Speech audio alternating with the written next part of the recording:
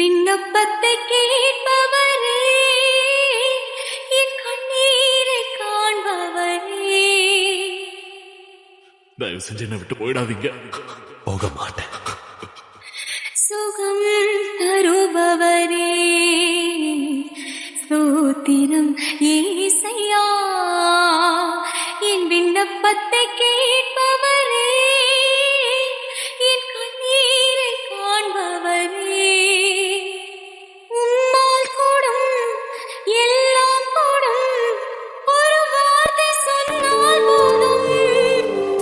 நீ விசுவாசிச்சா தேவனுடைய மகிமையை காண்பாயின்னு நான் உனக்கு சொல்லலையா?